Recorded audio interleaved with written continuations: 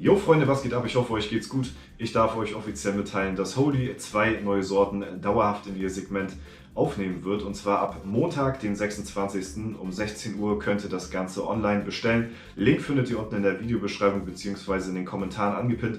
Wie immer spart ihr natürlich auch auf die Sorten mit dem Code DORZA 10% oder mit dem Code DORZA 5 Euro. Ja, das ist einmal der Watermelon Whale, also Wassermelone. Die Sorte gab es vorher nur exklusiv im Holy Adventskalender.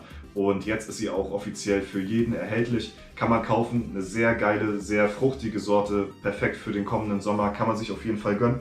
Und dann haben wir einmal hier die Sorte, die kam zum Jubiläum von Holy raus. Das ist der Thai Lime Toucan. Das ist eine Limetten-Zitronen-Kombination.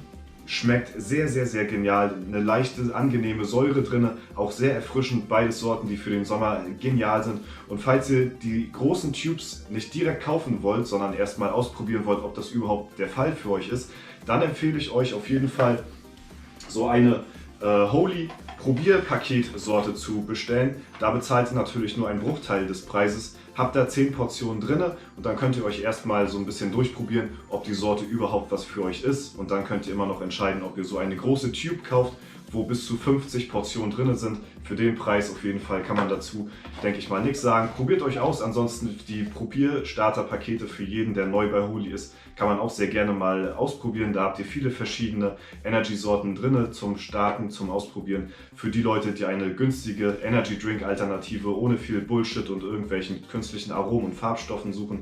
Ja, Holy, mein Partner, mit dem bin ich nach wie vor immer noch sehr zufrieden und da kann ich mit ganzem Gewissen und Rücken hinterstehen, dass ich da euch auf jeden Fall kein Bullshit irgendwie ans Ohr laber. Für die Leute, die Fans von Energy Drinks sind, da auf jeden Fall mal ausprobieren.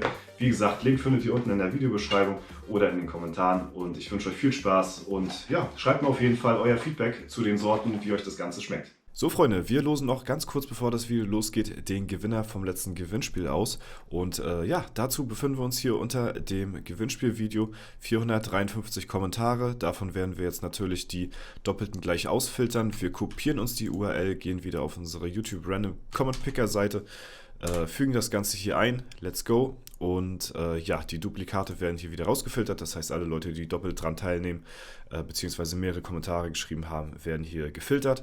Und ja, seid nicht traurig, wenn ihr nicht gewonnen haben solltet, ne? Denn das Ganze wird natürlich nächsten Monat und jeden Monat auch wieder wiederholt und vielleicht habt ihr beim nächsten Mal dann ein wenig mehr Glück. Ne? Bleibt auf jeden Fall am Ball, verfolgt die Videos und dann werdet ihr dann auch in Zukunft noch weitere Giveaways nicht verpassen. Ne?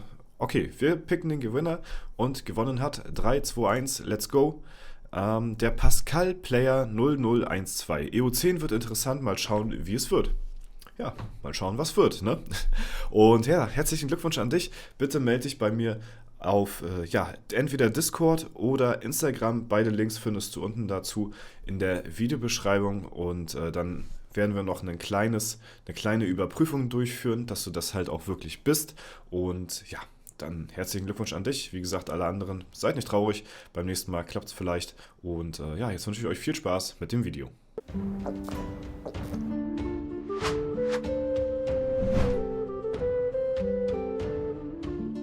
Moin Moin, hallo und herzlich willkommen zu einem neuen Video hier auf meinem Kanal. Heute gibt es hier eine Runde Shakes and Fidget.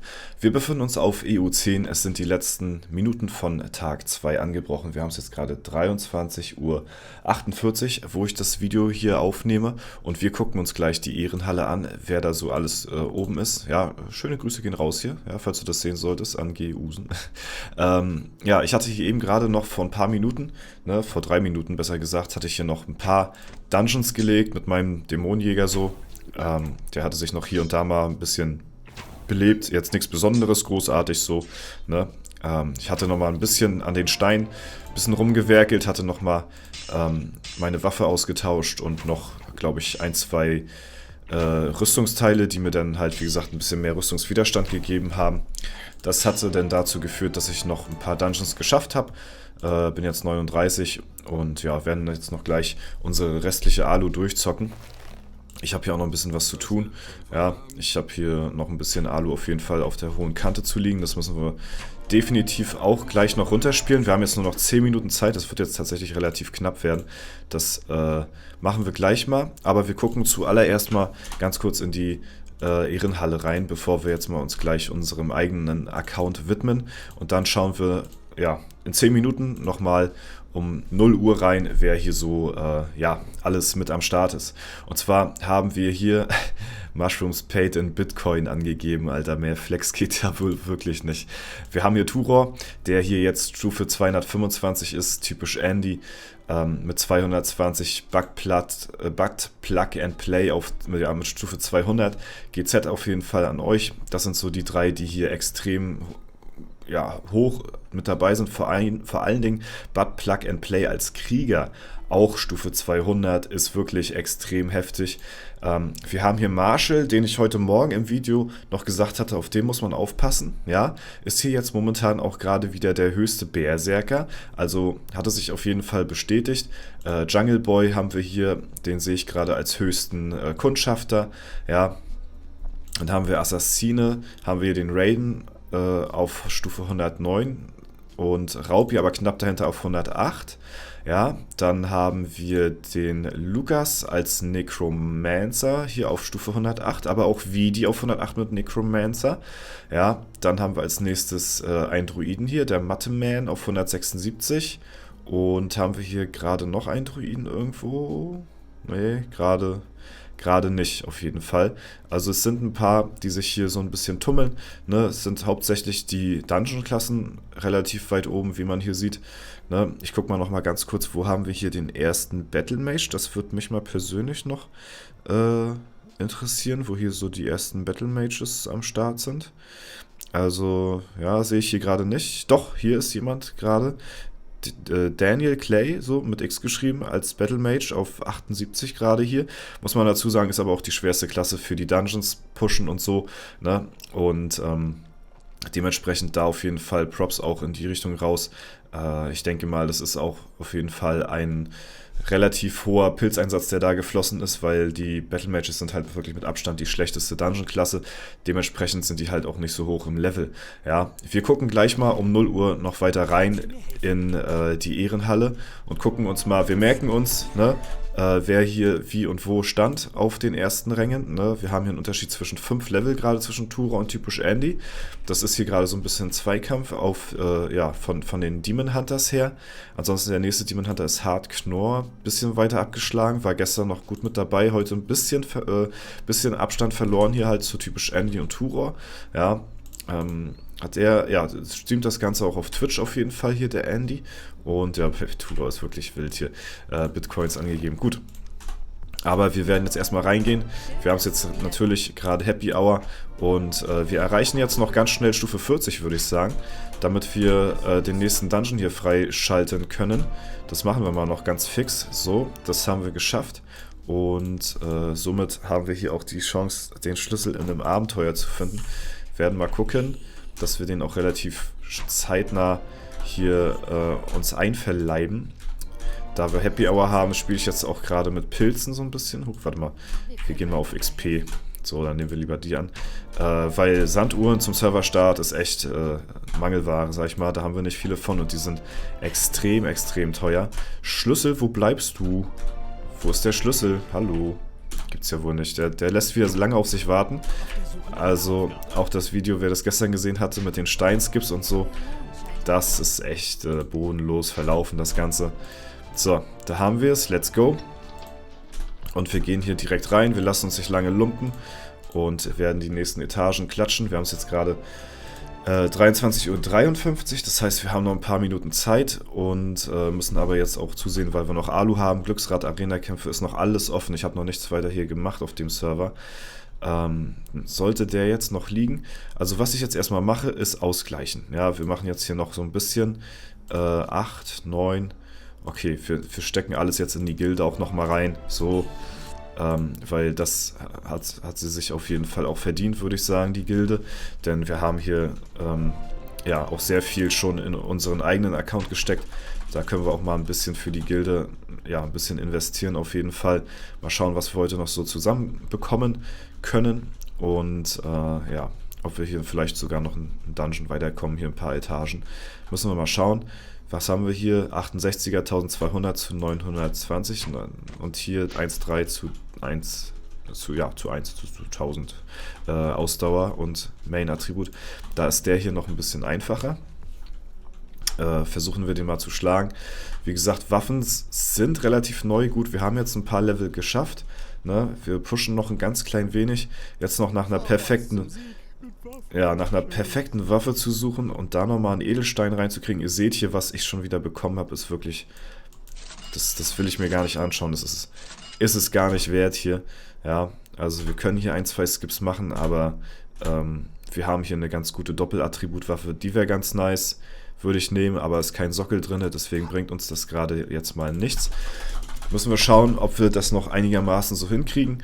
Ansonsten, ja, klickern wir gleich einfach so unsere Alu durch, weil wir es ja jetzt auch gleich 0 Uhr haben und dann schauen wir mal, dass wir morgen dann vielleicht eine neue Waffe dann blättern und also nach 0 Uhr und dann halt nochmal versuchen in die Dungeons reinzugehen. Sehr schön, der ist nochmal gefallen. Wir gucken uns den nochmal ganz kurz an, wie oft wir uns wiederbelebt haben. Einmal. Zweimal, dreimal und dann haben wir gewonnen.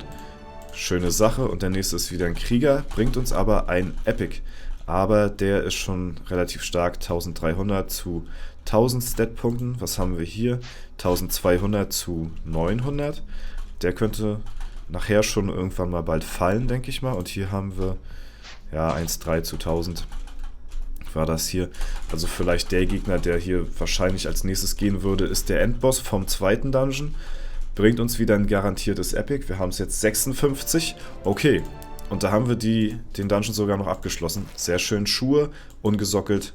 Kann ich leider nicht gebrauchen. Aber wir haben es nochmal geschafft, ein Level-Up zu erreichen. Und deswegen können wir jetzt nochmal mit etwas höherer Stufe unsere Rest-Alu klicken und das machen wir mal auch gleich und wir müssen ja auch noch in den Elevator auch noch reinschauen. Deswegen, ja, lassen wir das mal jetzt mit Dungeons pushen. Wir machen jetzt mal alles auf schnelle Welle, dass wir hier unseren Daily Stuff noch schaffen, weil es ist echt noch relativ viel in 4 Minuten, was wir noch erledigen müssen. Fuck, falsche Quest. So, jetzt muss ich mich ein bisschen konzentrieren. Es ist kurz vor 0 Uhr. Wir nehmen jetzt auch die Sanduhren, weil es jetzt einfach schneller geht, als extra auf den Pilz da zu klicken. So, dann nehmen wir die Quest an hier, zack.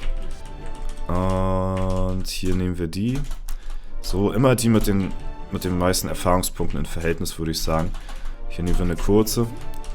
So, da nehmen wir die, ist klar. So, noch ein Level abgeschafft, sehr schön. Eine 10-minütige Quest ist leider immer ein bisschen wasted. So, die hier und... warte. Falsche Quest. So, die, zack. Haben wir noch Bier? Ne, das war's. So, jetzt machen wir noch schnell Glücksrad.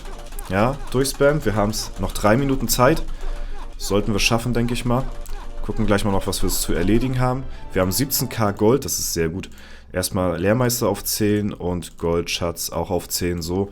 Damit haben wir jetzt unseren Soll auch erfüllt für die Gilde. Das ist sehr gut. Jetzt haben wir nur noch die Arena-Angriffe, ne? Wenn es mich jetzt nicht täuscht. Wir gucken mal. Ja, 10 Helden in der Arena angreifen. Ich schau mal.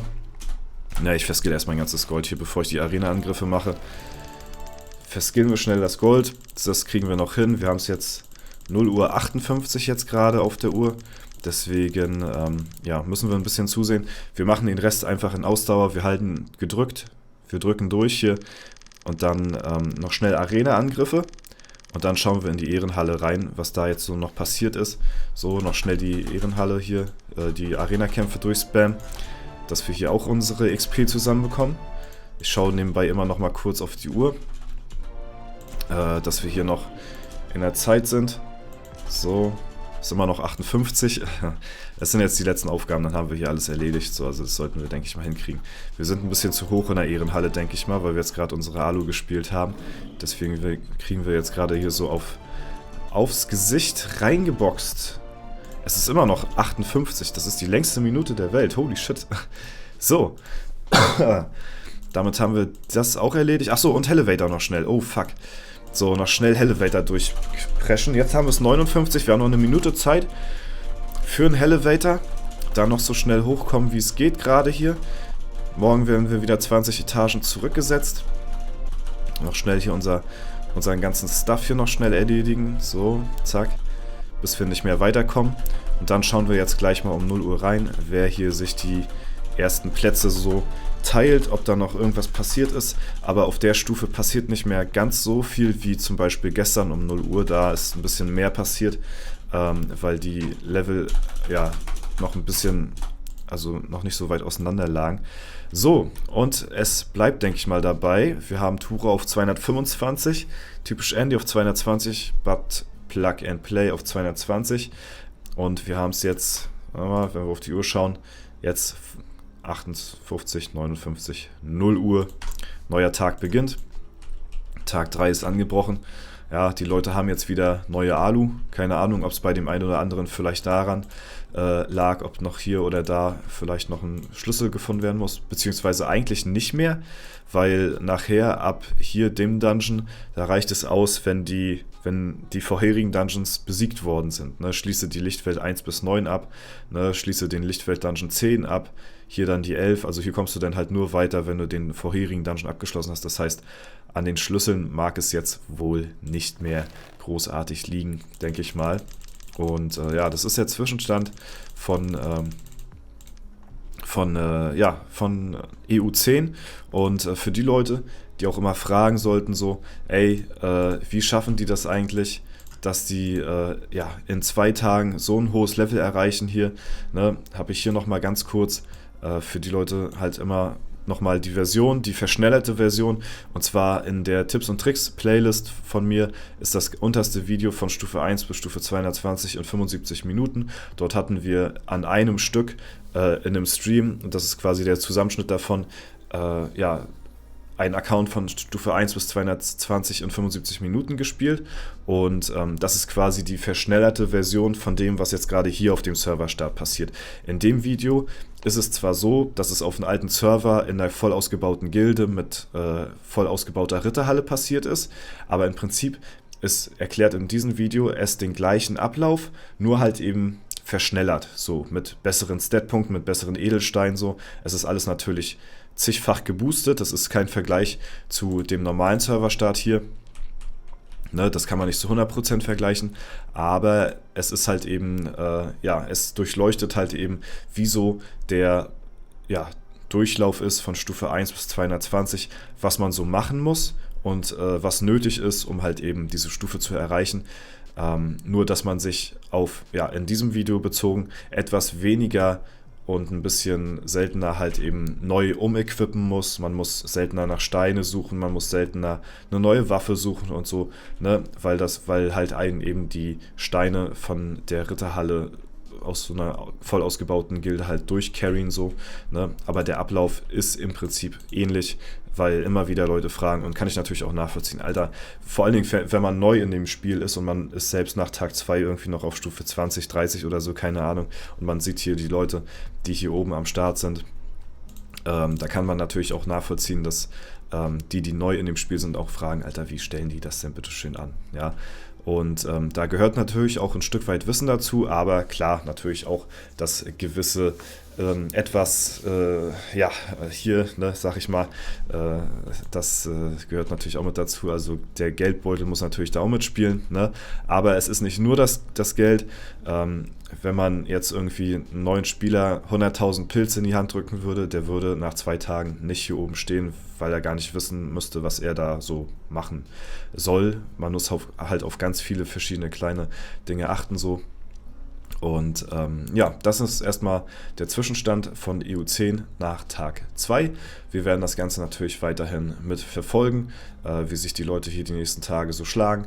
Und das war es erstmal soweit von mir. Ich wünsche euch noch viel Spaß hier auf EU10 weiterhin, und ich verabschiede mich. Danke fürs Zuschauen, haut rein und bis zum nächsten Mal.